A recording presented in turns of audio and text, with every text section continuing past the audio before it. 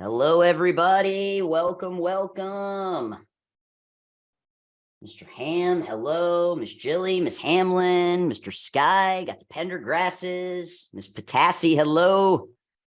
Mr. Griffin, Mr. Priam. Would absolutely love if you have the ability to turn your camera on. That would be awesome so we can see your beautiful faces.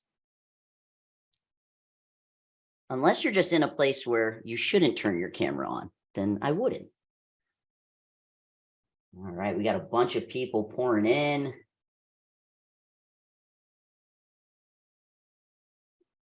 Okay.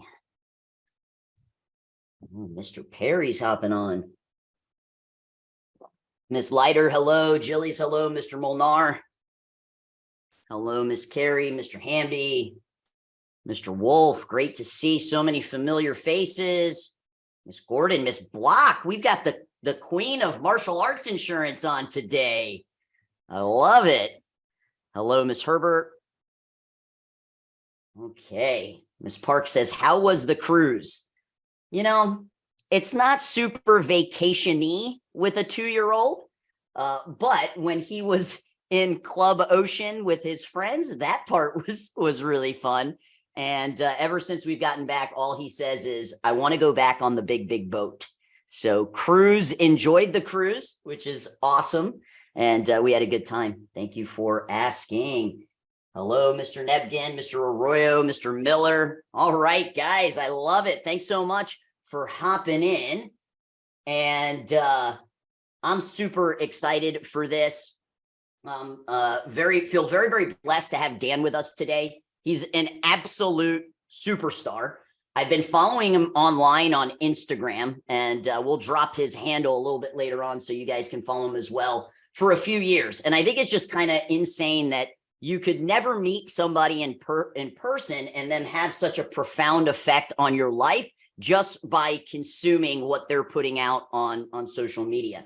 He's one of the top influencers in SaaS, software as a service. If you guys think of all of the martial arts CRMs that are in our industry that you know, they're all a part of his mastermind group.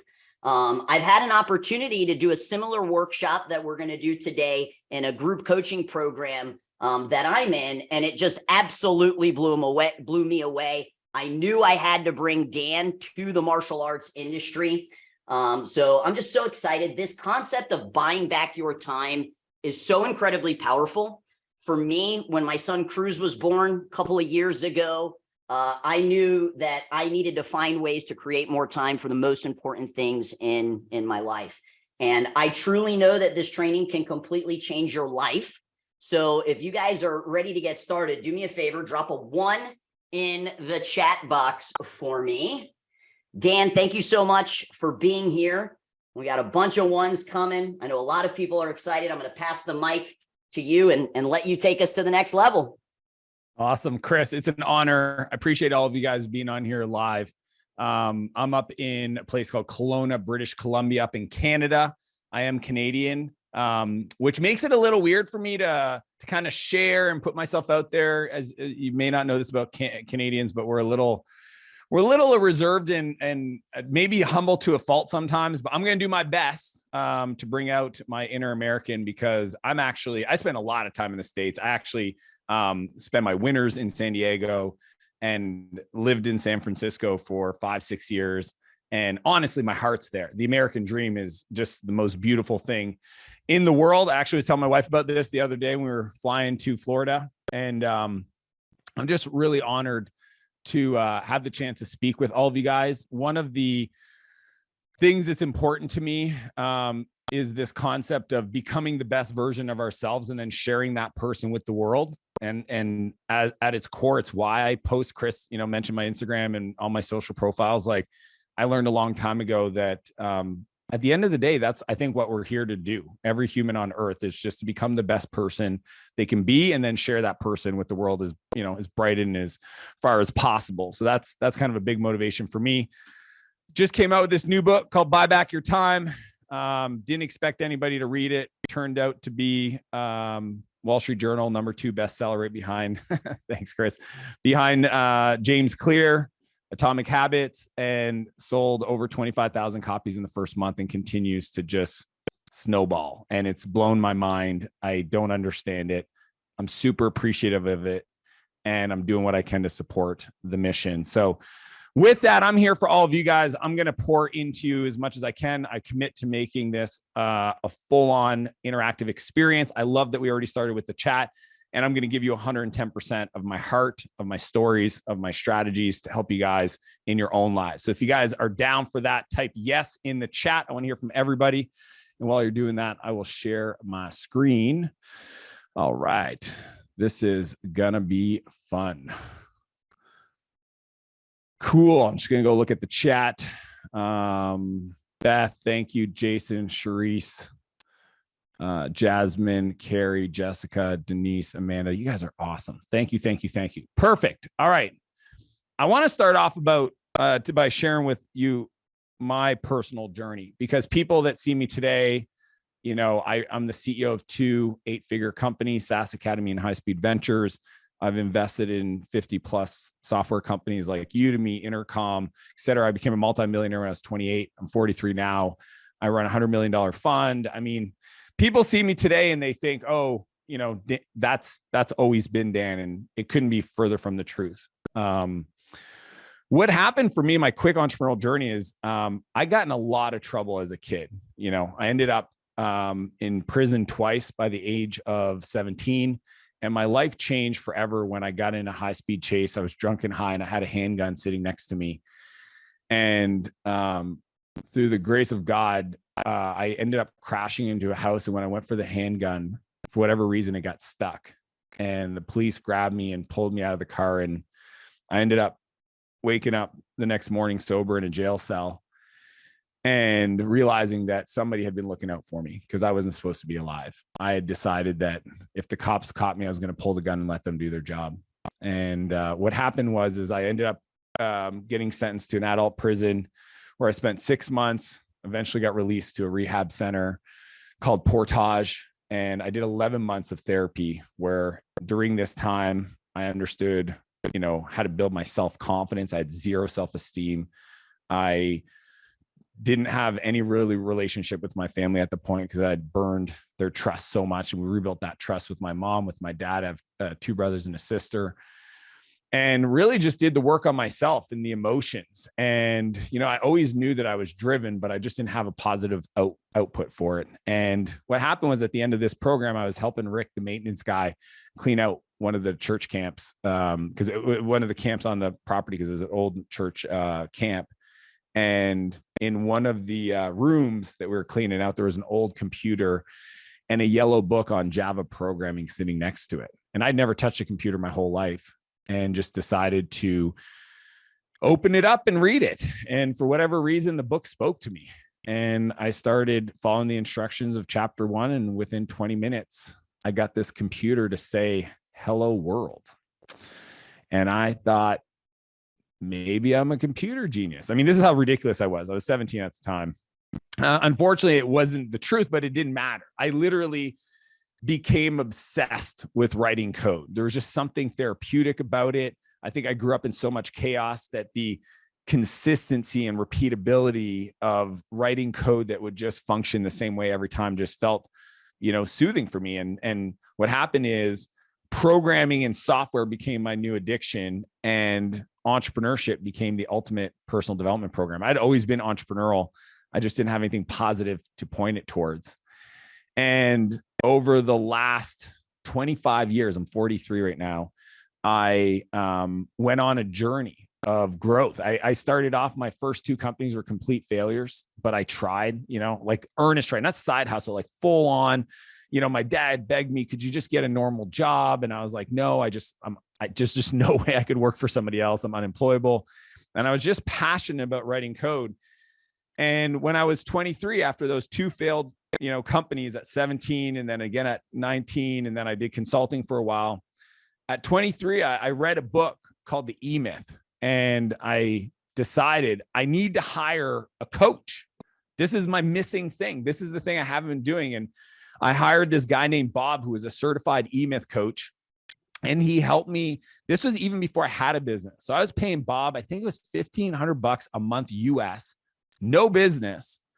And I was just committed that this is the thing that's going to be different. Because, insanity is doing the same thing over and over again, expecting different results. And Bob taught me what I think a lot of us would consider very basic business stuff, but incredibly transformational for me at that time. Things like, beginning with the end in mind, and a business plan, and a marketing strategy, and standard operating procedures, and all these things. And that company, Spheric Technologies, was the first time I ever tasted success. And within the first year, we almost did $1 million in revenue. We grew 150% year over year because I was obsessed. I didn't want to fail again. I didn't want to be a third failure in a row. The challenge for me during that period of my life, by 24 to 28, was I was a workaholic. I worked literally 100 hours a week. There was no off switch for Dan.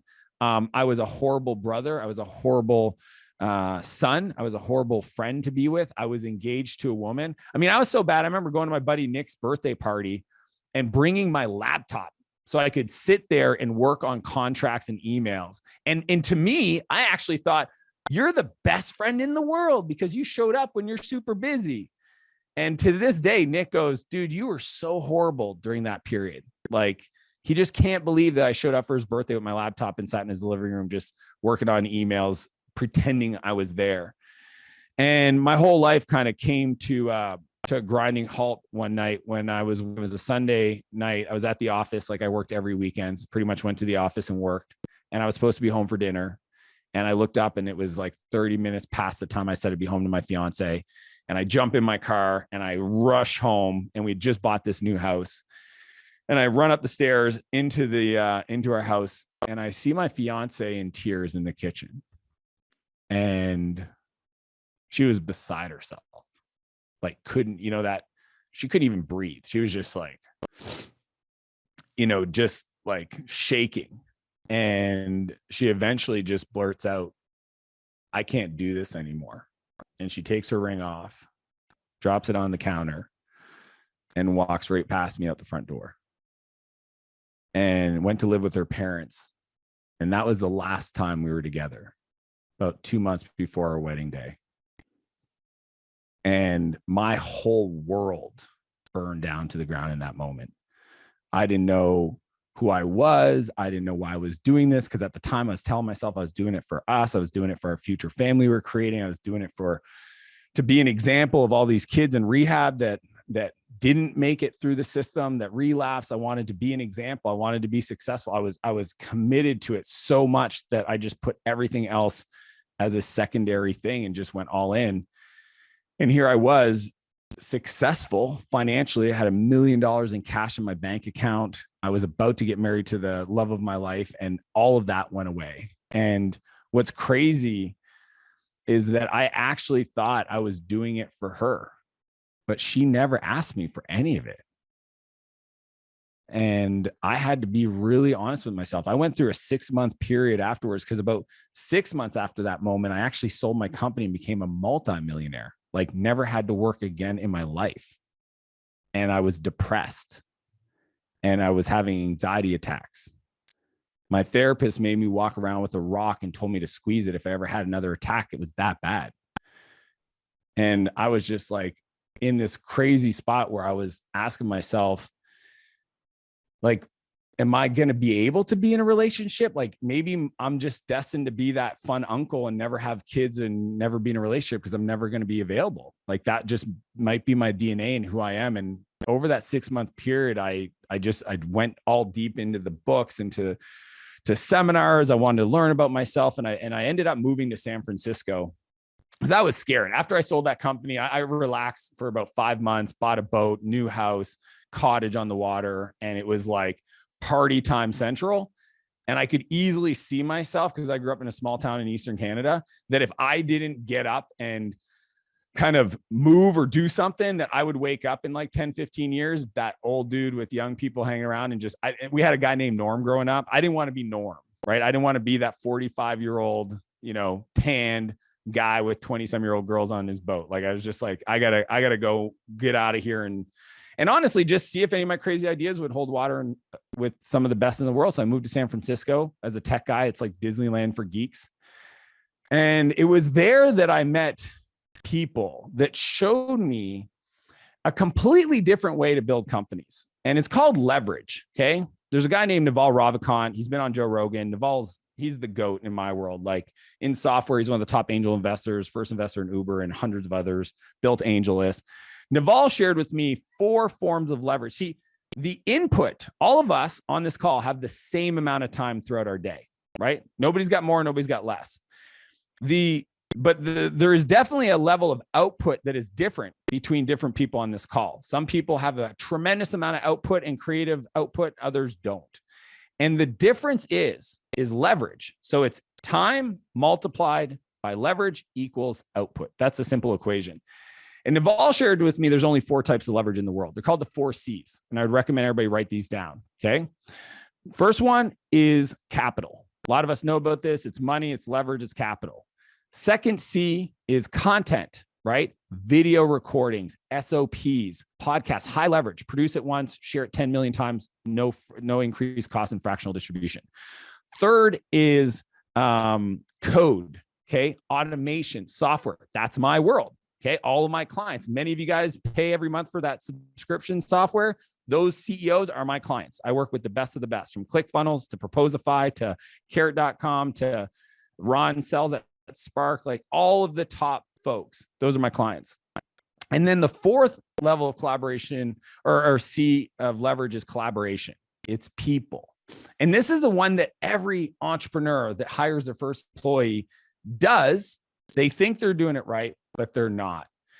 And I went on this journey to discover, how can I be driven to build an incredible business and at the same time do it in a way that I don't build a business that I grow to hate because it tears me away from the people I care about the most. That is what I'm going to deliver to you today. That is my promise for today.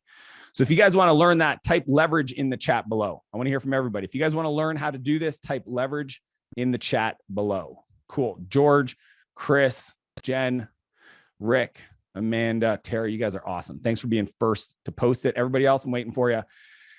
So since then, just a little humble brag. Again, I'm Canadian. It's kind of awkward for me. I know this is a bright orange supercar on the screen, but that is my wife. She's incredible. Her name is Renee. And I share this picture because this was a few summers ago. But we do this every summer and a half for years. During this period, my wife and I took a month off. This was a part of a road trip we did from New Brunswick down to Bangor, Maine to Portland, Maine and stuff. And I think it was taken at the Acadia National Park by Bar Harbor in Maine. And I share this because in this period, and it's true every time I take vacation, my companies do well and they grow and I'm not involved. Okay. Am I the CEO? Yep. Do I own them? Yep. But have I set them up in a way that the teams can execute and grow? 100%. Okay. Because what I want more than anything is to be able to go on road trips with my wife. And I have 2 incredible boys, but trust me, that car only fits 2 people. So when we go on road trips, it's my wife and I, it's my ride or die. And now we do it in the mountains of British Columbia. And it's just, to me, it's about both. It's creation and experiences. It's building for freedom and taking advantage of that for yourself, your health, etc. Right. And that's what I want to share with you guys today. So there is a workbook. Chris, if you wouldn't mind posting it in the chat. It's got so much in there. So you can use it as a reference guide. You can have it open on your iPad or your PDF, or you can print it off. But many people have told me I should probably charge for this workbook because it's got all my playbooks. Okay. It's got all my frameworks and strategies, but honestly, I just want everybody to get the outcomes that I teach. The book obviously goes through a lot of them, but I want to give you guys some very specific ones that I think can serve you the most, specifically for the martial arts studios and folks in that industry. So here's what happens in every business. There's these natural break points, okay, what I call the pain line. Sometimes it happens at 300K in revenue, sometimes about 1.2 million, sometimes at 2, sometimes at 3, sometimes at 10 million, okay? And I coach people doing 9 figures. Here's what happens when people and entrepreneurs hit the pain line. They do one of 3 things, okay? I call them the 3 S's. 1, they go to themselves, I don't want to grow anymore. I made more money last year with less headaches, less people. I'm not doing this. I'm going to downsize a little bit. My buddy Matt asked me this. He was an electrician. He goes, Dan, I see your stuff on the internet, man. Like, what if I don't want to grow? And I said, here's the deal, Matt. You can decide that. Here's what I know, though. He had probably about 8 employees at the time. I said, your customers are going to go find somebody else that's going to increase the level of quality of service that they provide. So you'll lose your customers. 2, your top employees are going to leave because they don't see a brighter future working with you versus somebody else and give that, because the role of a CEO, and write this down, is to paint a vision that's big enough for your whole team's goals, their personal goals, to fit inside of.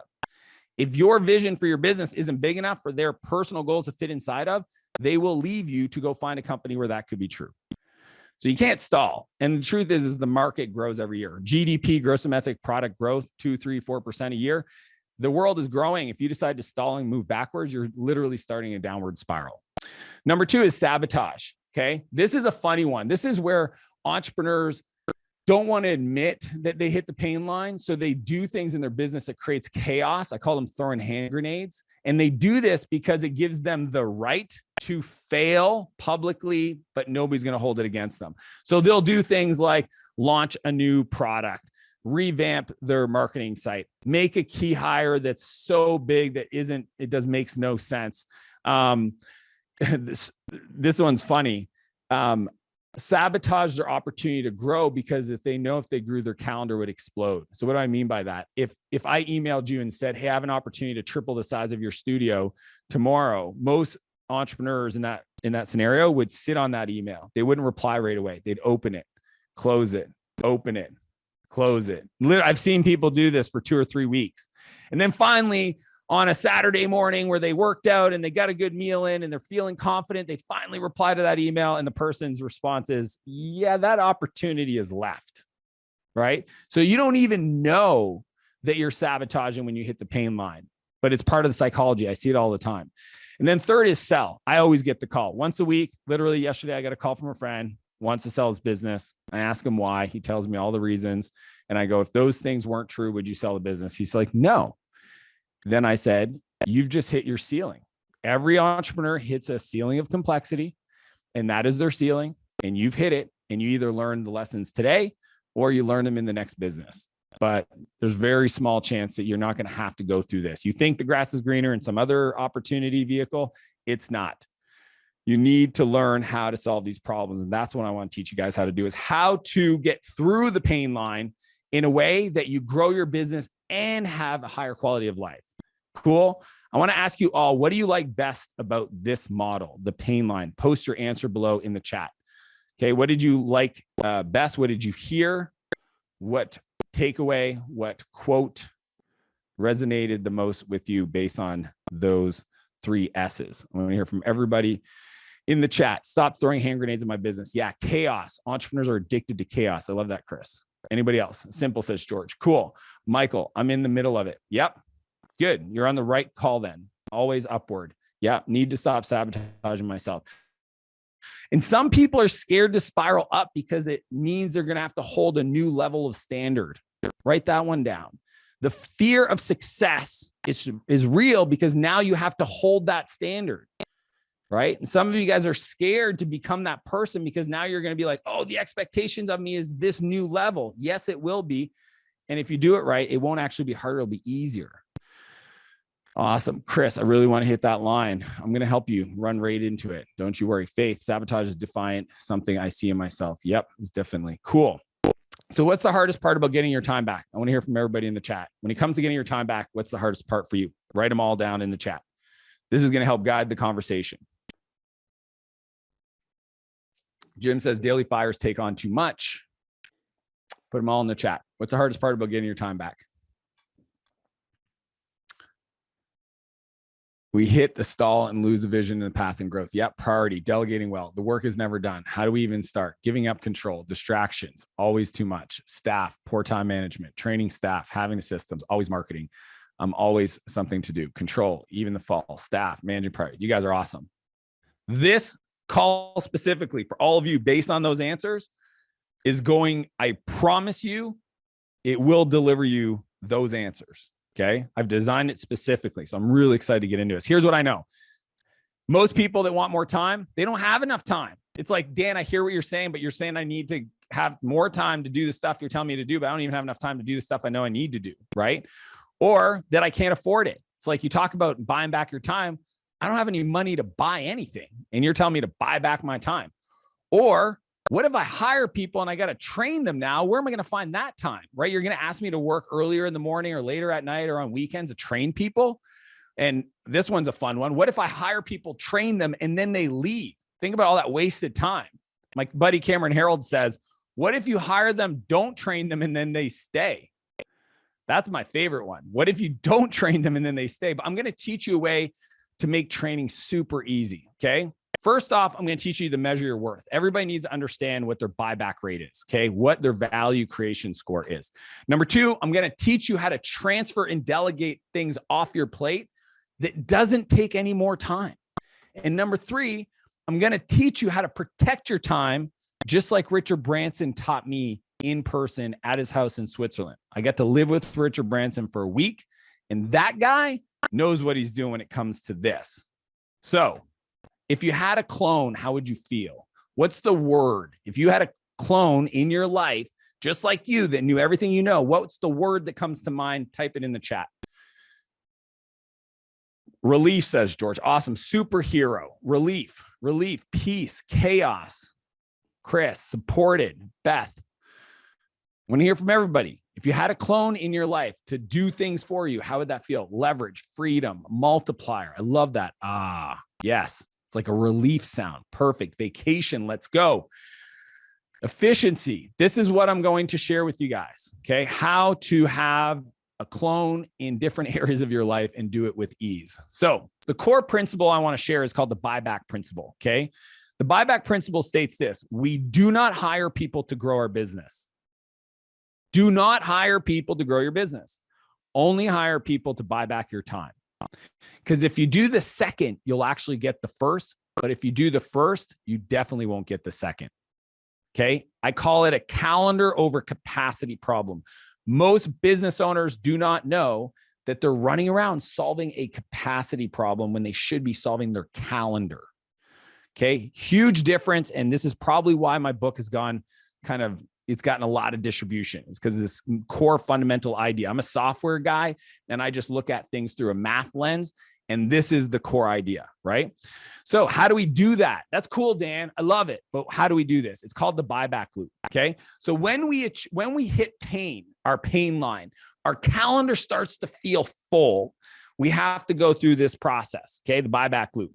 Step one is we do an audit around our time and energy. Step two is we transfer all the stuff that's taking our energy and low cost to outsource to somebody else. And step three is we fill our time back up with things that light us up, that make us a lot of money. Okay.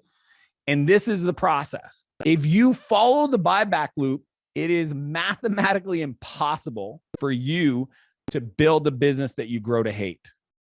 It's impossible for you to build a business you grow to hate. If you violate these rules, it's incredibly easy to do that. The philosophy behind the buyback principle is this, and in the subtitle of my book is get unstuck, reclaim your freedom, and build your empire.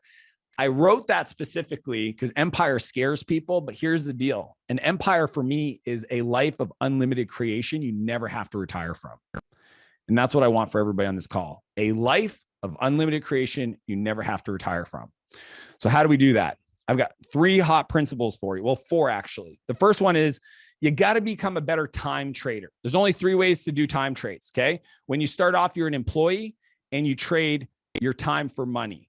Okay. And some of you guys may work at a company and that's the scenario you're in right now. That's level 1.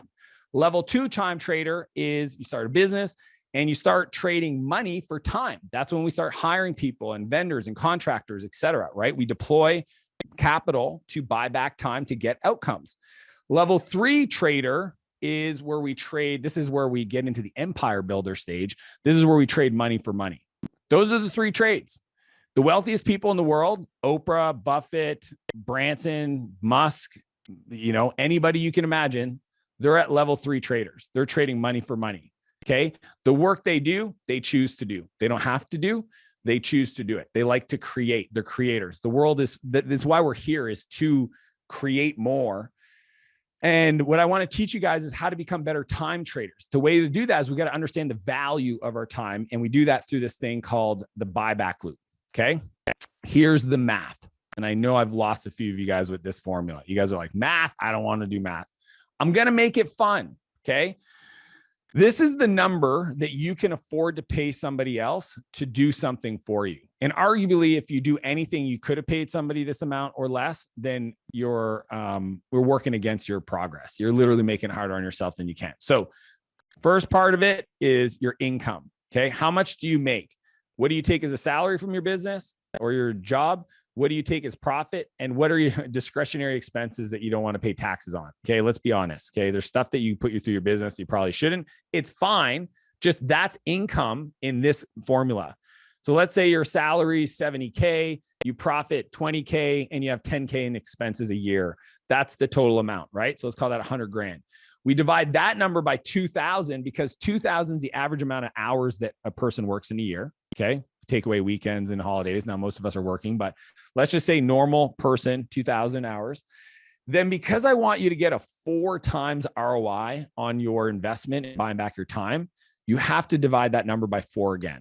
Okay. Now, any of you math nerds out there would probably say, why don't you just divide it by 8,000? It's the same thing. I know, but when I teach it that way, people get confused. So step 1, income divided by 2,000 is the amount of hours in a year, and 4 times ROI is divided by 4. So how does this look? Very simple. If it's 100,000 a year, my buyback rate is $12.50. Okay. That's not very much money, but the truth is when you start off, you should be doing almost everything until you get to a place where you're making, 60, 70, 80,000 a year, right? Maybe 100. And if you're buying back your time, you might have an intern, you might have your kids help you out. You might have a friend help you out. You're calling in favors. You're finding people, work programs, whatever it is. Because if you don't, you end up over hiring on your salary, and then you do have more headaches and you're not making any money. Okay. This is why I designed it this way, but it's super fun if you guys are a little further along. Okay. So I have a lot of clients that make easily $500,000 a year, which I know for a lot of you guys would be the holy grail of success. Okay. But some of you guys may be there and you're still doing stuff. So $62.50 is where you're at. Okay. Now, I live on a very affluent street and my neighbors all make a lot of money, but I will tell you, they do not deploy their capital this way. What they do is they keep buying new cars, they keep going on fancy trips, but then they're also busy mowing their lawns, taking care of stuff, stressed out at work. And it's just like, why are you working so hard? Okay. I see this. So it's not even a, where are you at in your wealth journey? It's just a mental mindset and focus of not understanding the value of their time. Right. Michael, yes. Is this the higher rate? Yeah. This is how much I can pay somebody per hour to do work for me. So it's not a lot, right? But there's a site called upwork.com where you can hire a lot of people from around the world in different parts of the world to do a ton of stuff for you. And I'm going to walk through that in the replacement ladder. But here's the deal. $1 million companies were not built off $10 tasks. Some of you guys are addicted and prideful, and you feel like it's your responsibility to do these $10 tasks in your business.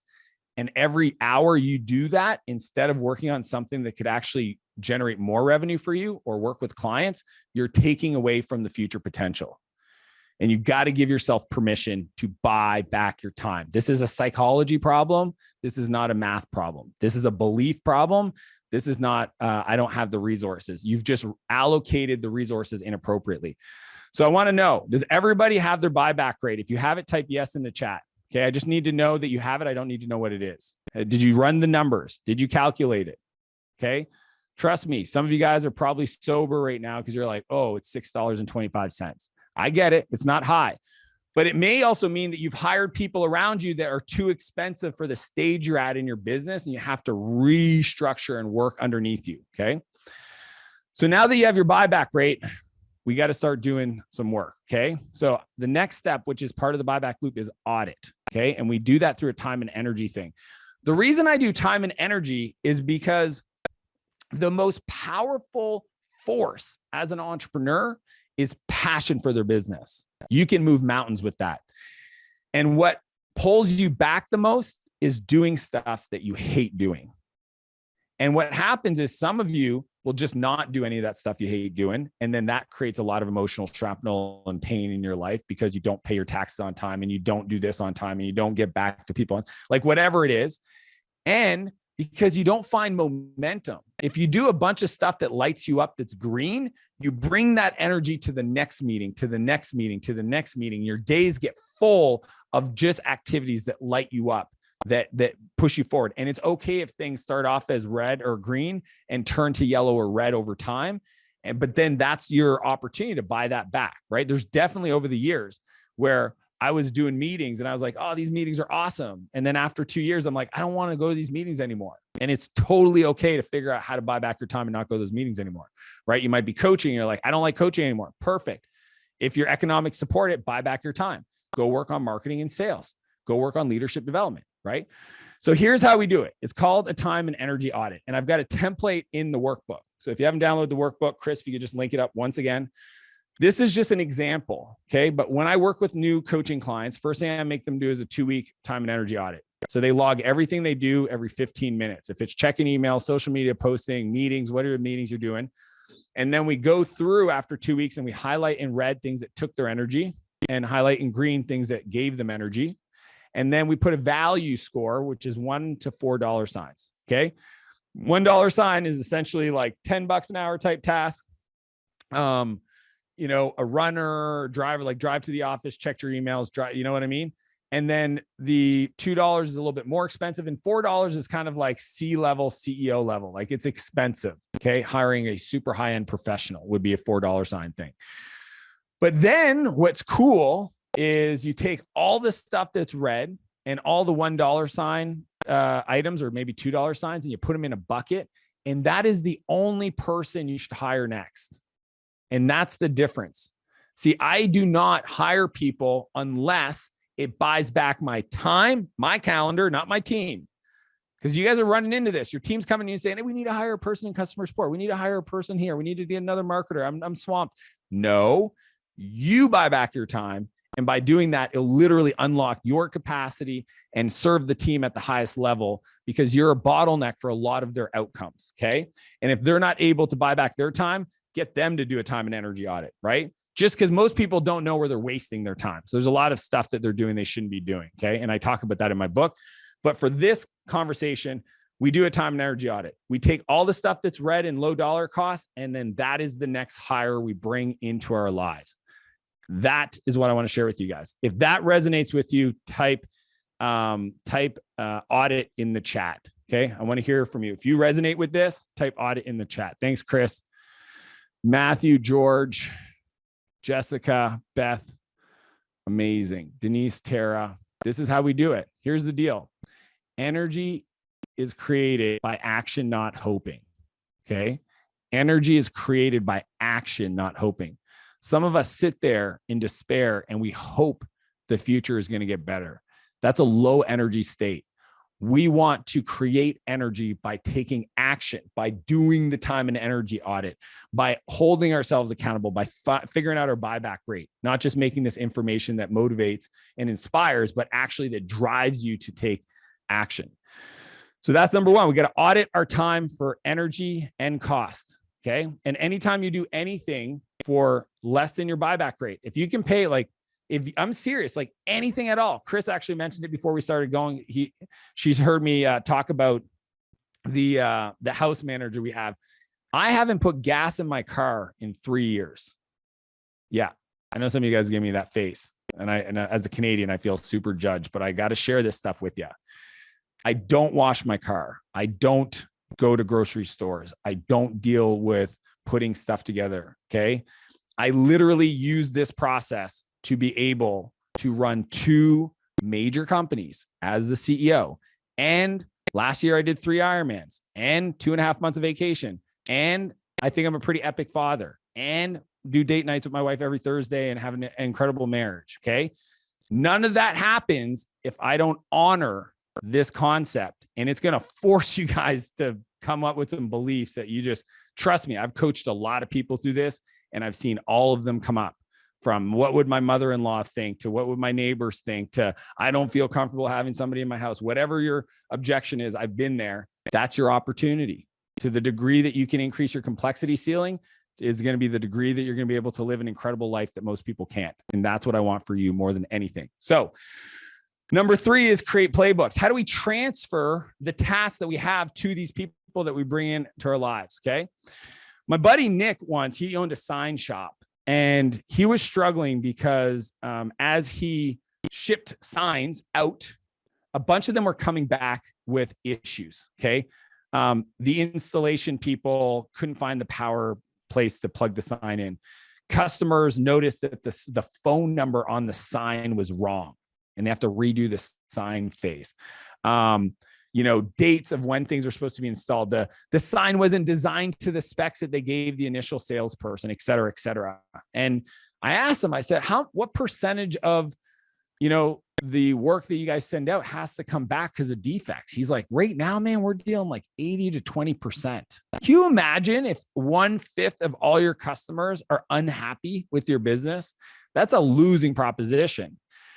And he's like, I don't know how to fix it. And I go, well, where do you think the system's breaking down in the whole process? And he goes, well, there's something around the sales guy that goes and gets the estimate because he has everything and we puts it in the CRM, but then people don't read it or they don't check it or they don't understand it or there's missing information, et cetera. And then it doesn't get done the way they're supposed to do it. And I said, all right, let's just start with this. Do you have, like you as Nick, the owner, you've done this for 15 years. Do you have a list of all the questions you would ask me if I wanted a sign right there over the fireplace? He's like, yeah. I said, like, you literally have them? He goes, dude, I've been doing this forever. I know them by heart. I was like, perfect. And I pull out my phone and I record myself talking to him. I'm the customer. He's the sales rep. And I'm pretending I'm going to get a sign, right? I said, give me the normal sign, lit up, backdrop, face, blah, blah, blah. So he asked me all the questions and I answer them. He's like, where's the power panel on the backside of the fireplace? Where, what kind of finish do you want? I want a matte finish. Like he's asking me all these questions. I answer them all. When are you going to be available for installation? Well, I'd like to have it the first week of March, blah, blah, blah. I go through it all. We're done. It's a 3.5-minute video. And I hit done. I said, you now have the specs that everybody can watch. Every person can go and say, what did the customer say about the design? What did the customer say about the installation? What did the customer say about the products and the finish used? And he's like, oh, wow. And I go, dude. And the cool part is there's software that'll automatically upload it to your software for project management. Like there's literally a software called Dropcam where you videotape it and it uses your location and it attaches it to the project that's got the location you're at automatically. Okay. And he's like, that would solve every problem. I said, I know, because the phone number's wrong. You ask the customer, what number do you want on the sign? 1506, da da da da da da. You have a video of the person telling you that there's no way you could get it wrong if the designer watched the specs, right? Don't write the specs anymore. Make them watch the video. He's like, oh, because this is a strategy I've been doing forever because I'm lazy. Okay. Somebody said once, say, if you want to be rich, be lazy. If you want to be wealthy, be incompetent. Okay. You guys should write that down. This is a big idea. I'm not going to get into it, but just think about that. If you want to be rich, be lazy. If you want to be incompetent, or if you want to be wealthy, be incompetent. Because a lot of you guys are doing too much and you just think that other people can't do it. And it's just not true. So the framework's called the Camcorder Method. And it's very simple. I videotape myself doing all the work. If I look at my calendar and I do a time and energy audit, and for me, because of the growth I'm at, I run into my calendar being a constraint probably 3 times a year, like full resets. I work with my executive assistant, full resets, renegotiate meetings, renegotiate commitments, et cetera, et cetera. Okay. But as I'm doing these big pieces of work, I have an investment portfolio. So like taking calls with entrepreneurs, I'm recording those calls. I'm saving those. I'm having people review the questions I'm asking. So I'm like building these libraries. My buddy Mark called me once and he goes, Dan, I know what you teach because he follows me on social media. This is before my book. And he goes, but I don't think I have a systems mind like you do. I think because of your software background, you're special. And I go, Mark, it's easy to say that. And I totally understand it. I was like, what is an issue you have in your business right now that you'd like to get some support on? You want to buy back your time? He goes, financials. I hate it. I hate it. I hate it. I said, cool. Do you do it? He goes, yeah. I said, next time record yourself. I was like, what do you mean? I said, just make a list of all the things you do in your financials. Like, what, I don't know, because I've never done financials. I refuse. So I've never created an invoice in my life because I got really smart when I read the E-Myths, right? So I said, so like creating invoices, like, yeah. And I go like following up with account receivables, like, yeah. And I go like reconciling your bank accounts to your accounting software. He's like, yeah, exactly. I said, cool. Just record yourself. But as you're doing it, talk out loud. Like literally record yourself on Zoom, just do a Zoom session, record the screen and call your clients and do a receivables call. Hey, Bob, it's Mark. Just wanted to reach out. I noticed your account's a little past due. I'd like to get that updated. Maybe your credit card, blah, blah, blah. And I go, then you now have a bunch of recordings of you doing the work. He goes, okay, what do I do with that? I go, then hire a bookkeeper. And I go, give them the videos. Oh, make them create the playbooks. Oh shit. His brain went like, boom. I go, dude, you think you're not a systems thinker, but you're doing the work, which means you have a system. You just don't know you have a system. And the truth is you might hire somebody like a bookkeeper that has a better way of doing it, but at least you can give them the way you want it done. So maybe the way the phone call gets done is your way, but how the accounting gets done, you should not tell them how to do that because you're probably doing it wrong anyways. And then what's cool, Mark, is that if that bookkeeper doesn't work out in 2 or 3 months, you can just hire a new one. Then they have the training videos and they have the SOP that the other person created and you did nothing. And while you're recording the videos, you got the work done. See, I call it net time, no extra time. So I want to ask you, and I've got a worksheet in the workbook that has the whole shot list for you guys to go and then who you're going to delegate it to and all the tools that I use. There's 5 or 6 tools that I use. One of my favorite one is on my iPad. I can actually record my screen. It's built into every iPad. I can record my screen and the audio as I'm marking stuff up or reviewing stuff or whatever. And then I can save it in a shared album for my team. Okay. And a lot of you may not realize there's recording tools all around you. So I want to ask you in the comments, what did you like best about the Camcorder method for you, your strategy? Okay. And we all have recording devices in our phones now or in our back pockets. Okay. Back in the day, I used to have to use a real video camera. It's possible to do at any time. Chris, it's 100% possible anytime. A lot of the home stuff I do with my house manager is me recording stuff on my phone. I did one this morning. I literally did one about where we drop things to get reordered. I was like, hey, when I place things in this spot in our kitchen, that means order more. And I shot a video and I sent it to her. She'll add it to the playbook. Easy to execute, easy training method. It appeals to the younger employees easily. Yep. I told staff how to do things over and over. Yes. Don't tell them, just record yourself doing it and then they'll see you do it. And it's way better. Simple, easy, one and done. Yes. And I usually have about 3 or 4 recordings before I transfer stuff off. But when I look at my calendar, I'm recording ahead of hiring so that when I do hire the person, I already have all the videos. So like, if you come work for me, the first week or 2 of your life is watching training videos and reading playbooks. My assistant playbook, she told me yesterday, it's 62 pages long. 62 pages long for my executive assistant's playbook. Ask me how many words I added to that document myself. 0. I haven't touched that thing in 5-6 years, right? Because I created the initial videos back in the day, and then my executive assistants keep updating it as things change. Huge idea. Here's a big thing. We build the people build the business. That's what it means to be a business owner and a CEO. Okay. Build the people, create the trainings, document them in an SOP, make them document it so you actually get feedback to see if they understood it. And then the people will build your business. Okay. We invest in them, grow them, they grow the business. That's how it works. Number 4, but it's the third hot principle, is to fill to grow. See, a lot of you don't know the sequence of hiring. Okay. So like I gave you the buyback loop, which is, audit, transfer, fill, audit, transfer, fill. But if I was to start a business from scratch today, how would I let go of my Legos? Okay. Some of you guys have a hard time letting go of your Legos. My son is a master builder in Legos, and man, he doesn't like playing with other kids. He wants to build, but what he doesn't realize is that if he got help, he could build faster. He could build more. So the The skill set is to learn how to let go of things and let people support you. Okay. And I'm going to teach you how I figured this out. It's called the replacement ladder. Okay. It's a core idea that I teach my founders.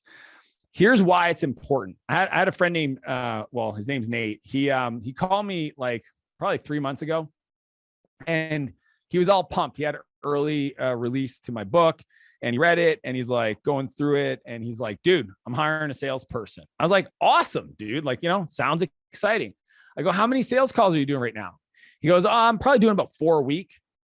Alarm bells go off in my head, right? But Nate's not my client, so I have this rule about being a lighthouse, not a tugboat, and I don't want to coach him. He's not asking me.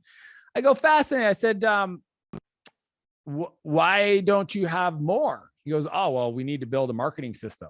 I'm like, so you don't have a marketing system to generate leads? He's like, right now it's all organic. And I go, so you just don't have time to build that? He's like, nah, I'm really busy still doing work with our customers. He had an agency. I was like, oh, why are you busy doing work with customers? It's like, yeah, I'm still in the weeds, man. I'm still doing the thing. But I got to stop doing sales calls. It's like, I don't like it. I don't want to do it. I'm like, okay. I was like, but what's your win rates? Like when you do a sales call, he's like, oh, 60, 80% of the people buy. I'm like, oh, so you're not bad at it. You just don't like it. He's like, yeah. And I go, why are you so busy in the weeds? I said, don't you have an assistant? He goes, yeah, I have a great assistant. I said, cool. Like, what does she do for you? And he's like, well, she does, she'll schedule meetings when I CC her and stuff. She'll do research for me. She'll buy stuff from me online. It's really awesome. And I was like, oh, here's the thing. What Nate is doing, and he doesn't know he's doing this, is he's building his organization top heavy. Okay. He's building above him instead of below him. And what we want to do is build below us so that we get pushed to the top and become the CEO that has zero responsibilities. I know it sounds like a pipe dream, but this is how it works. I have zero responsibilities. I call them work products. Dan has no work products. You want to talk to me? Cool. As soon as we hang up the phone, I got nothing to give you. It's whatever we talk about and you run with it. I don't own it. I'm just here to support you. If you don't do that, you create a house of cards, and the weight of building above you will push you down and it will take your soul. Okay. And Nate didn't realize he was doing. He only has 4 sales calls a week. I wouldn't hire a salesperson until I had 25 sales calls a week. And I should be able to do those 25 sales calls because everything else in my business is running. Okay. So here's the replacement ladder. Very important framework. I cover it in the workbook, so you can take notes if you want. I'd recommend you write stuff down, but I do have the full outline for you in the workbook. There's 5 levels to the replacement ladder. So if I was starting a company from scratch today, this is literally the sequence that I would hire people as fast as the business could support. Okay. Level 1, if you're feeling stuck right now, it's because you don't have somebody supporting on administrative tasks. Okay. It could be an office manager, it could be a personal assistant, it could be an executive assistant, it could be a virtual assistant. Doesn't matter what you want to call them. It could be a runner. The key is their ownership is your inbox. All incoming messages and your calendar should be owned by this person. They are the CEO of your inbox. I remember my brother hired an assistant and I asked him how it was going. He's like, I don't really see what the big deal is. And I knew as soon as he said that what was going on. I said, bro, you didn't give them access to your inbox. Well, no, I add them to my emails. No. You don't CC them on an email. They are the triager of all inbound emails, and they don't put stuff in your other inbox until they figure out how to deal with it themselves. Your inbox is a public to-do list on your time. Think about that. Your inbox is a public to-do list. Strangers can come around and just write shit on your fucking inbox, and you'll do it because that's what your inbox is. It's a distraction device. You guys are professional distractors and you like it. And it's a dopamine hits. And there's PhD doctorates that work at the top tech companies that are designed to distract you, and you're bought into it. What I encourage you to do right off the bat is, if you have an administrative assistant or executive assistant, is get rid of your inbox, have them process it all. And I have a whole framework in the book. It's called the email GPS system. So literally there's a whole folder structure and how I do it. I have a chapter called Clone Yourself. It's right here, page 108. Okay. The whole folder structure for how to set up an executive assistant for managing all your tasks and reviewing stuff with you and all that fun stuff. But it's super important that comes off. You want to not be doing administrative tasks in your business. You do not want to be cleaning your studio. You do not want to be running errands. You want to be talking to customers. You want to be working with the opportunities that come in. You want to be building systems to grow. Anytime you spend on other stuff, you're taking away from your future. Number two is you might be feeling stalled. And I call this customer success, right? Some of you will call it delivery. Some of you call it customer management. You might call it coaching. But the two areas of ownership, now that I'm busy, let's say you're coaching classes, that I don't want to be involved in is onboarding and supporting ongoing customers. I either want to be like running my business and building playbooks or doing the thing that only I can do and then have somebody else support it. Okay. So because that's the next level, assistant coach, assistant trainer, that would be that level there. Level two, have somebody that really owns onboarding and support and really retention of your customers, right? You want somebody else that wakes up every day and say, okay, we have 200 members. How are they doing? Red, green, yellow, purple. Purple is referenceable. They're good. How do I get a red to a yellow to a green, and a green to a purple? Level three is friction. Okay. Marketing is key, because if you don't have a marketing system, you'll be like my friend Rachel, which literally gets busy, stops the marketing, business dies down over 2 or 3 months, realizes she doesn't have enough income to cover expenses, does a bunch of marketing, business gets busy again. And her revenue looks like this. It's spiky. It's like up and down, up and down, up and down. All she needs to do is hire anybody else, part-time, dedicated to trafficking campaigns. Whatever she does to get busy, she just got to record herself doing it, give it to that person and have them do it so that you have leads so that you don't have to worry about marketing. Okay. Level four is freedom. That's the feeling. And why is it freedom? Because now you have a salesperson. Again, you want to be doing quite a bit of sales calls before you hire somebody to do it. Because if you don't, this is what happened to my buddy Nate. I didn't tell him, he didn't ask, so I didn't tell him, but I knew exactly what was going to happen. Literally almost 3 months to the date, just recently, the salesperson quit on him. Why? Because he wasn't making any money, because there was not enough opportunities. And if a salesperson's not making money, they're just going to go somewhere else. Okay. So you want to make sure that you have that in place and have somebody owning all the calls. So a lot of owners sometimes still cherry pick sales calls. Stop doing the calls. Let the salesperson have them, coach them, make them own it, and make sure they're doing follow-up, because CEOs typically do not do follow-up. Even just the calls. Think about this, the amount of like opportunities that you push off a week because you're on vacation, 2 weeks because you're on the road, trade shows, summer vacation. It's like having somebody else take a sales call for you in real time will make you more money this year. Okay. The reason I like to call this the freedom level out of the 4 levels is because at this point, think about this. You now have somebody that's responsible for generating leads, somebody that could enroll that person into your world, and somebody that onboards them into your service or your business. That is the holy grail of business. While you're sleeping, you've made money. That's what I want. These are the 4 hires. These are the first 4. I want somebody to help me with all my administrative tasks, act as a clone, get 30 hours of my week back. I'm going to work on coaching until I bring somebody in to be an assistant coach. And then I can free up my coaching time to build a marketing program to generate the traffic. Then I'm going to hire somebody part-time, full-time, whatever, to run my marketing. Then I'm going to get a ton of leads. I'm doing sales calls. So I'm about 25 sales calls a week. And I'm like, okay, I'm maxed out, hire a salesperson. They can make money. I make money. And then level 5 is flow. And flow is your executive leadership team. This is when you hire people, maybe a general manager, maybe somebody to run certain areas of your business that owns the area. And this is the key. Strategy and outcomes. Okay. Steve Jobs said it once. It's easy to hire somebody and tell them what to do. It's actually hard to hire somebody and have them tell you what to do. When I hire executive leaders in my companies, call them directors, general managers, whatever you want to call them, I expect them to tell me what they're going to do. If I'm telling them what to do, I hired the wrong person. Okay. And this is a hiring problem that you're creating. So those are the 5 levels of the replacement ladder. I'm curious, just, where you're at right now. Are you stuck, stalled, friction, freedom, or flow? And if you do not have an admin managing your inbox and calendar, you're in stuck. You can be up higher in your revenue, but you're stuck. Okay. So I want to hear from everybody in the chat. Where are you at? Are you stalled, friction, freedom, flow? Awesome. Thank you all for being engaged and active in the chat. Means the world. I love it. All of the above. Cool, cool, cool. Here's the deal. If you don't have an assistant, you are one.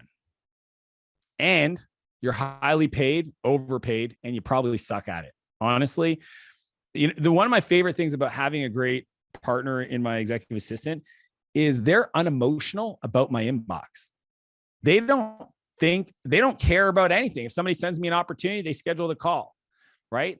If something has to get processed, they just deal with it. There's no emotion to it.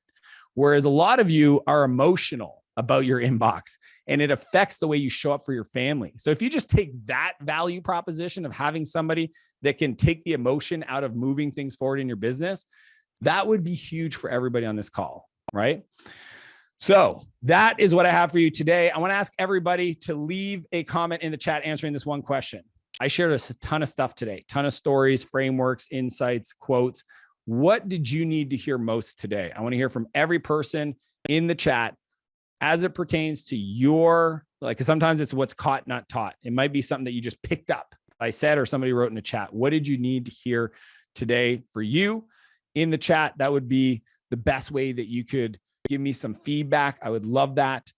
And with that, Chris, we're going to open it up for Q&A. I always like to leave some time. There is no bad questions, and I am here to serve. So thanks for the opportunity. Amazing job, Dan. I got a ton of DMs throughout this entire process. People's minds are being blown. Thank you so much for sharing this. Guys, if you don't have his book, go get his book. All right. It's takes this, everything that we just went over and takes it to the next level. So I'd love, if you have a question, can you drop a 1 in the chat box, and we'll just we'll go through them. All right, Matt Arroyo, not surprised you're the first one.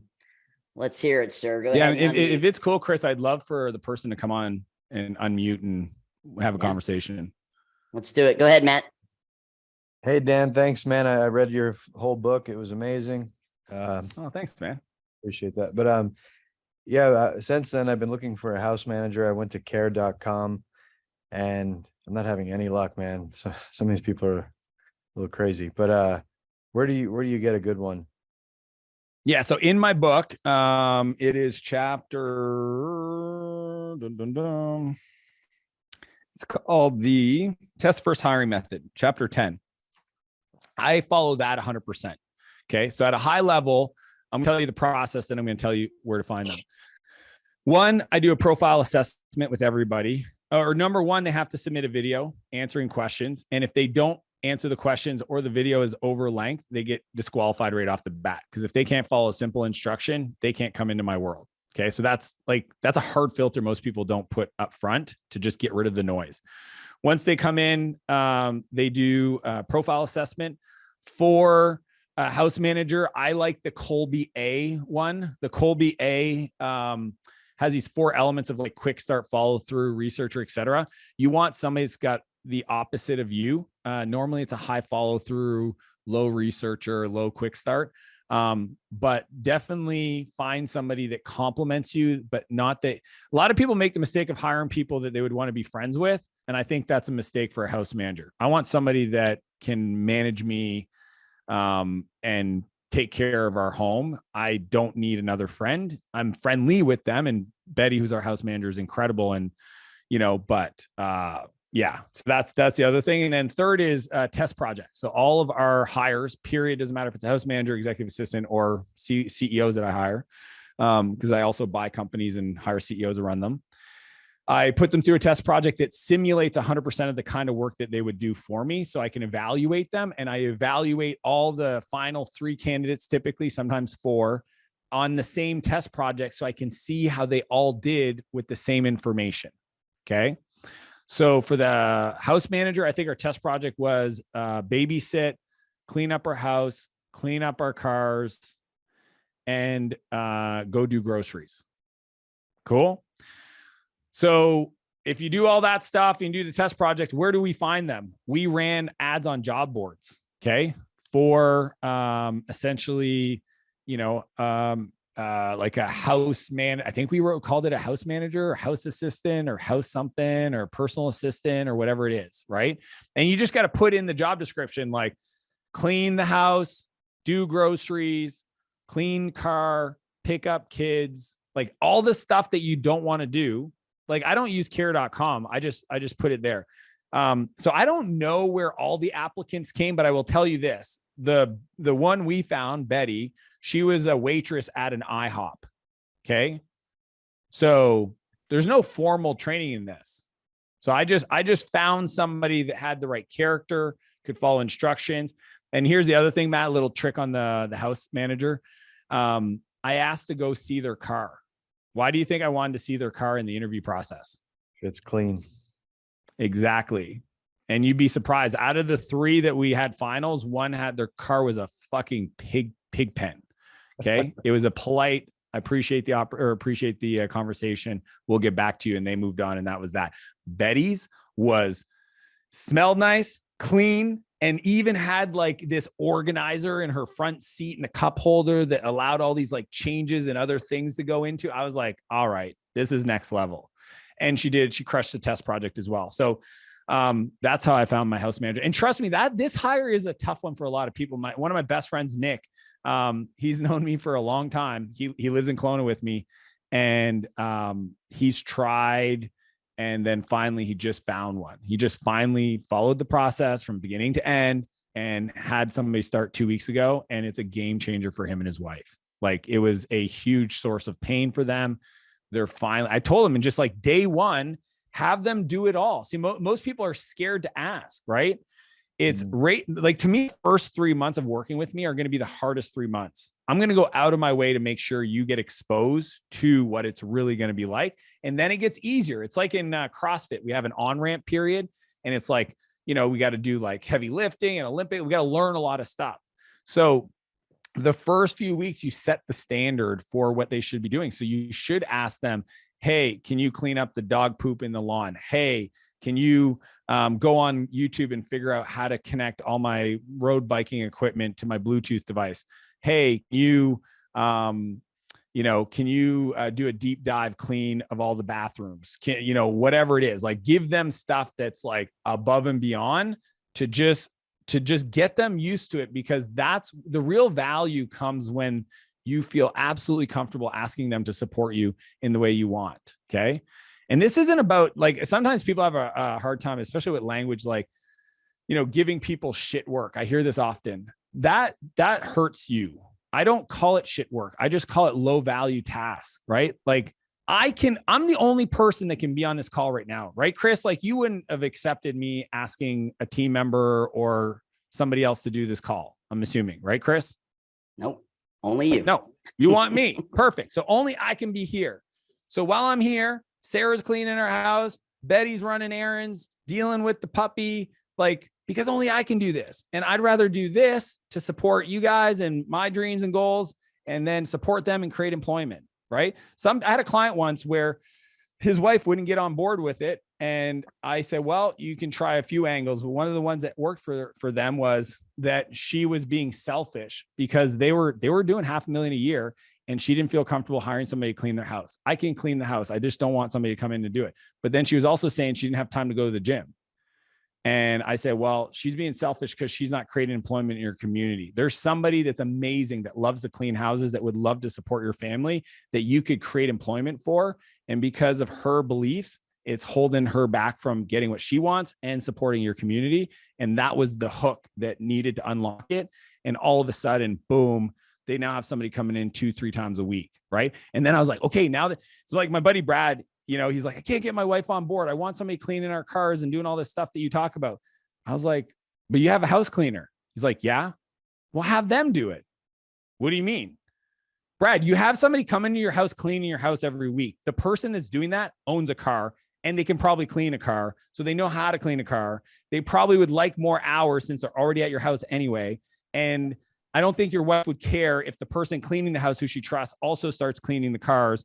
And if you wanted to give them the keys, they could drive it to the gas station, put gas in it, so you don't even have to stop to get gas ever. Because, man, the amount of times I used to like forget to put gas in my car and then run late for a meeting and then run out and like, oh shit, now I got to stop and get gas and I'm late for a meeting. That just doesn't happen to me anymore. Every Wednesday, my car is clean, filled up with gas. Okay. And I'm usually good for the week. And I really want that for entrepreneurs, because you guys have a unique skill that you should be just doing more of instead of being distracted with a bunch of other stuff. Does that help, Matt? I know I went through a bunch of stuff with that one. No, that was great. The only last thing I was wondering is how much you were paying them, and where do you start with a pay scale for them for house manager? Yeah. I mean, so if I was starting off, I think we probably paid them 22, 24 an hour. It's all dependent on your local area, right? Betty makes a lot more than that because she's literally the CEO now of all of my personal assets. She manages all my real estate, my vehicles. She's literally looking into investment properties I'm looking to buy. I mean, Betty, I would sell everything I own before I lose Betty and my executive assistant. And that's another big idea, right? Like those people should become partners. A lot of people start with a virtual assistant, which is fine, but eventually these people should manage all your projects, right? Like at 2:00, I get a protein shake brought into my hand. I could be on a call just like this and I go like that and a shake shows up in my hand because I need to drink 200 grams of protein. Anybody's doing that kind of stuff, it's like you can't miss it or you don't get it. So just having people to support you to do what you do best. And I mean, even just restocking stuff, like, we have a process that she goes through once a week and she goes through all of our kitchen stuff and our bathroom stuff and my office stuff. And if anything runs low, she orders more. So I never run out of anything. So think about the amount of it. It's a big idea. It's worth the money. And you can start with a part-time person potentially. Perfect. Thank you. Awesome. Great question. Dan, Mr. Ham has a quick follow-up to that. Mr. Ham, you want to go ahead and unmute about the house manager? Yes, ma'am. Fantastic presentation. Yeah, really fast question. Just where are you paying your house manager from? Is this a business or an umbrella company or something separate? Where does it come from? Yeah, I'm not going to give you tax advice. Okay. But I will say this. I work from home and Betty is my office manager. Cool. So I'm not going to tell you tax advice, but read between the lines. Got it. Thank you, sir. Cool. All right. Mr. Will Horniff, what you got, sir? Hey, thanks. So I love this content. Thank you so much for doing this. Awesome. I think this is amazing. I'm almost at the flow state. My challenge is really just that. Sometimes the managing of all of these people in itself is like a full-time job, ensuring that they're following standard operating procedures, that the quality of work is what it should be. Sometimes I feel like if I'm not constantly checking these different tasks at all times, the quality goes down. And then additionally, sometimes I personally struggle, and maybe you have some recommendations as far as books for how to effectively manage a team where you're having conversations, maybe hard conversations, where you're giving criticism, constructive criticism, but maybe due to how often and I got it. I just got that. So I don't even know. I know. It's literally chapter. It It's like the fun thing about teaching this for 15 years and finally writing a book is that it's complete. Okay. So it's called Chapter 11, Transformational Leadership. And even the only 4 time hacks you need, there's this thing called the 1-3-1 rule. Those 2 chapters will absolutely crush it for you. But in reality, if you think of buying back your time, Betty works for my executive assistant. So I only have 3 direct reports in my life. That's it. And through those people, I create a ton of value in the world. And put it this way, if all of a sudden they couldn't handle the capacity, I call it increasing management bandwidth.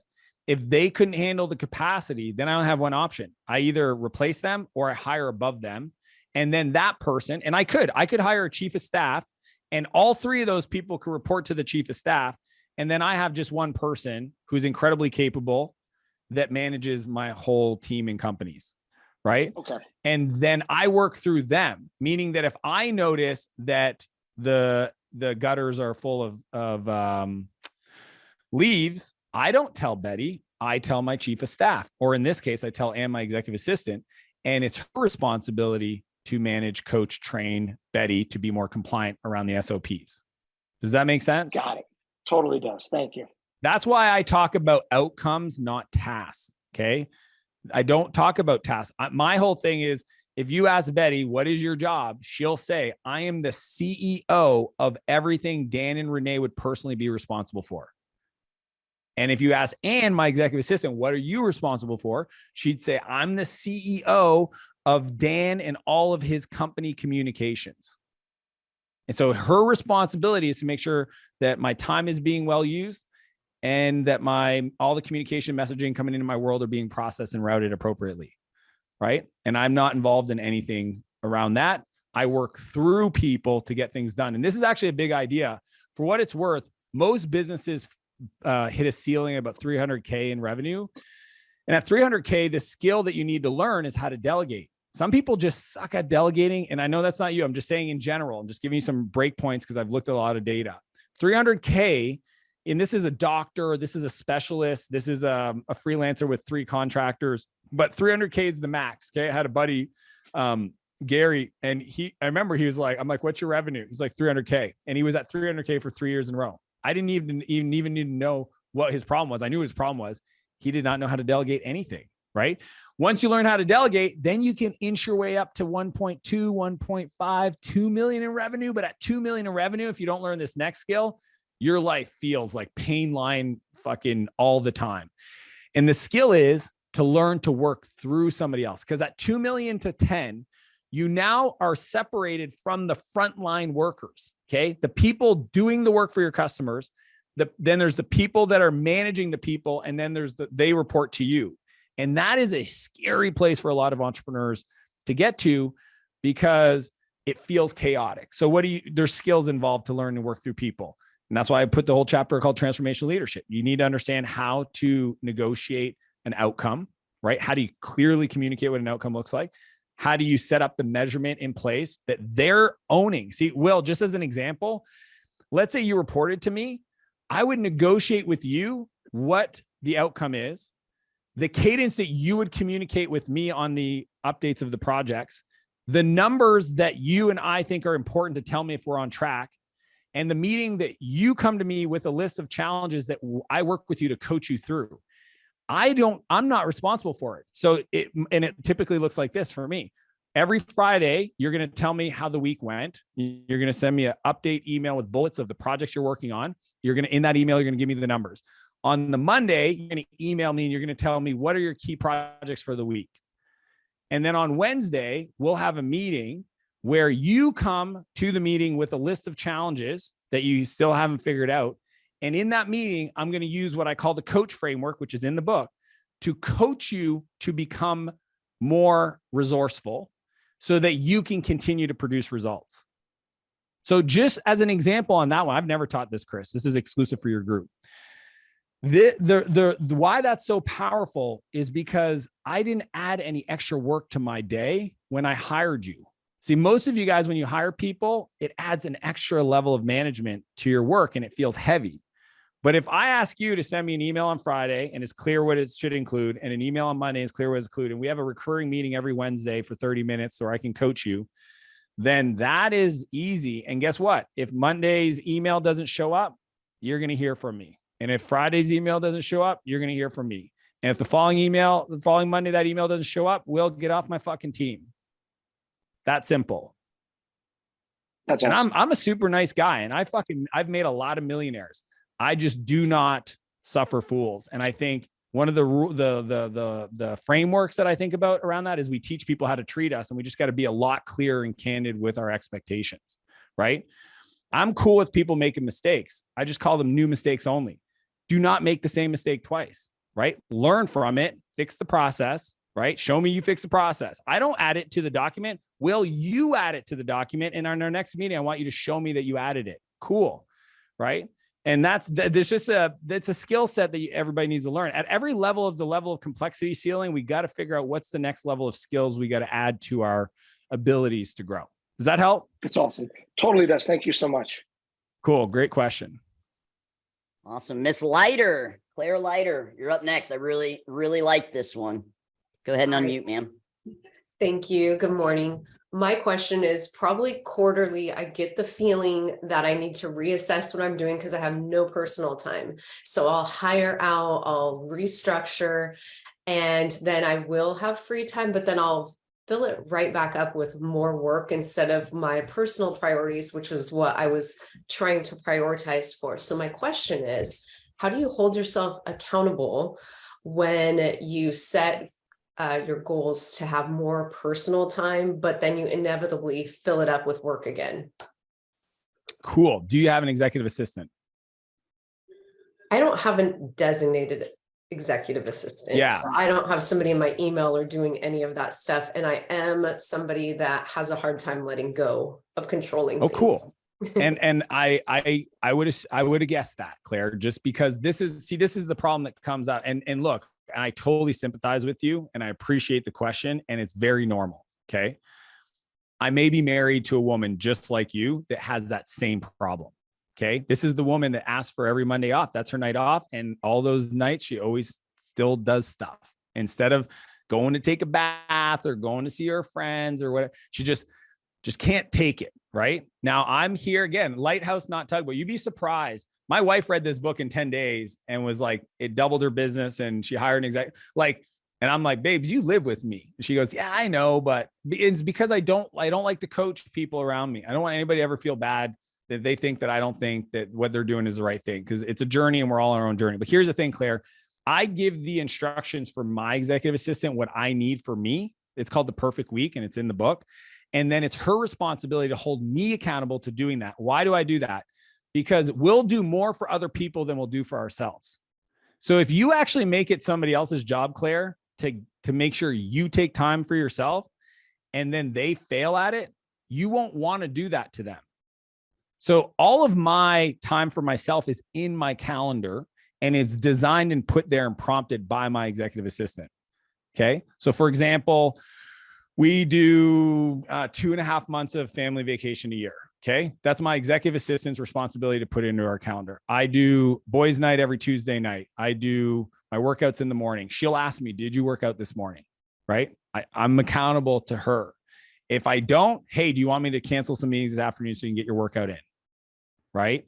It sounds crazy, but I like somebody else to hold me accountable to the standard that I've expressed in my highest moment of desire, right? Like right now you have a desire, you know what you need.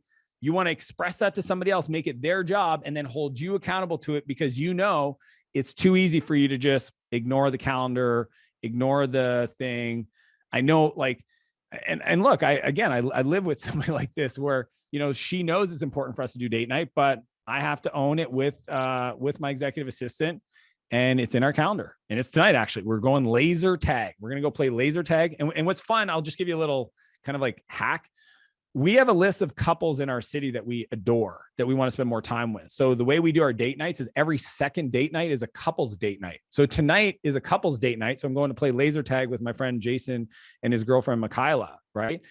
That way, think about that. We have like probably 20 some people on that list, other couples and families that we adore.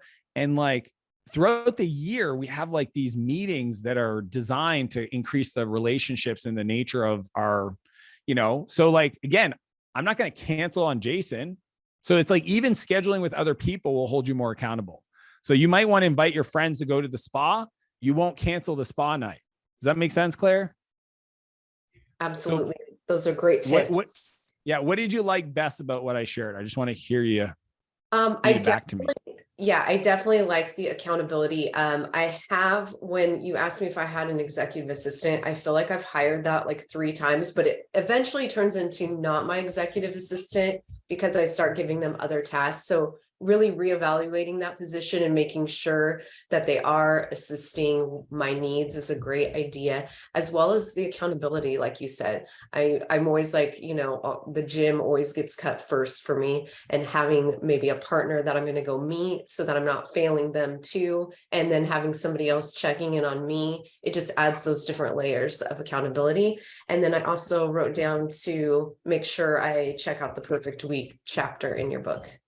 Yeah. And what I would say is there's a belief that you have, and you didn't ask, but I'm just going to like throw this out there. My hallucination is, okay, this is my hallucination, Claire, is that you don't value your time as high as you could, and you'd rather people support other people instead of yourself. And I'm going to ask you to do something a little crazy, and is to make you the most important person in your business. And do not let anybody do anything unless it supports you. And that is the buyback principle, right? Nobody's allowed to do work unless it frees up my time. If it doesn't free up my time, then it actually inadvertently creates more pressure on my calendar, because if they go be successful and I don't have that system in place to buy back my time, then their success creates pressure on my time, if that makes sense, right? My sales team, if I hire a salesperson, they go crush it, and I don't have the capacity because I didn't buy back my time first, then that growth creates like challenges in my life that I then now have to go renegotiate commitments with my wife and my kids. And I'll wake up and I'll hate my business. And that's what I don't want you to do. I want you to give yourself permission to invest in your calendar and you. And you're right. I don't work out unless I'm training with somebody else. Why? I enjoy it more and I'm 100% compliant. And I hire coaches and pay them a lot of money, right? Like one of my team members asked me recently, he wanted to lose like 30 pounds before his wedding. And he's like, what do you suggest I do? And I go find a trainer and give him $15,000. He's like, why would I do that? I go, because you have a trainer now and you only pay him when you show up. So when you don't show up, there's no downside. He's like, well, don't you think that's extreme? I go, do you want the results or not? Like, all I know is that I know you're money driven and you're not going to want to not get your money's worth. And if you pay somebody 15 grand for the next 6 months to get in shape or whatever, you're going to get in shape. So there's like psychological tricks that you can do sometimes to ensure that we honor the thing that we want to do. And those are just some ideas. Awesome question. Thank you. Cool. I think Cool. we have time for maybe one more, Miss McClung. One more, and then I'd love to wrap up with a quick note. Yes, sir. Miss McClung, go ahead. Okay, I kind of feel like the odd duck out. My husband and I are both still very much in the weeds of running our business. Our hands are kind of in everything right now. And one of the priorities that we have set is to make sure our instructors are on point so that they can run the classroom and my husband can get out of the classroom so that he can focus on other bigger tasks rather than teaching, 8 classes a night. But financially, I don't see how we can afford like an assistant at this point to help free up that bubble of time so that we can concentrate on other things. I don't know. With both of us in the company and both of us in the weeds, like, do we support each other in that freeing up time so that we can each grow in what we need to do? I just don't even know where to start with figuring that out. So there's a bunch of stuff here, Jessica, and I only got 2 minutes, so I'm going to make a bunch of assumptions. But do you help with the business full time? I do. I run the business side and my husband is basically the manager inside the business. Perfect. And then if you look at your capacity for your location, what percent complete are you full right now? Is it 30%, 50%, 100%? We're about 60%. Perfect. Who is the best salesperson between you and your husband? My husband is, but he's stuck on the floor. Exactly. So what I would suggest is you help him take anything that is not doing the classes. He's stuck on the floor, but how many hours a week is he teaching? Oh, I don't know. I would say probably 25 hours a week. Okay. So he has 15 hours and those other 15 hours, he's doing stuff in the business, right? Yes. So he's working on coaching the instructors and things like that so they can be successful. Okay. If you could, I would try to get him to give some of that to you. He just needs to free up his time to go work on marketing and sales. Okay.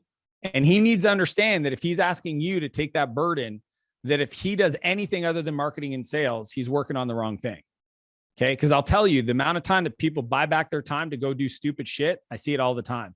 I'm going to go and buy some new equipment and set it up in my gym. And I'm going to go for meetings with these people because I think it might give us a bit. I'm going to do some corporate stuff or whatever. I used to own a CrossFit gym, so I'm very close to this thing.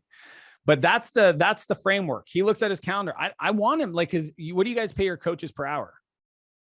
Most of them are minimum wage right now. So 13. Okay. So he could buy back those 25 hours for a very low cost. Yeah.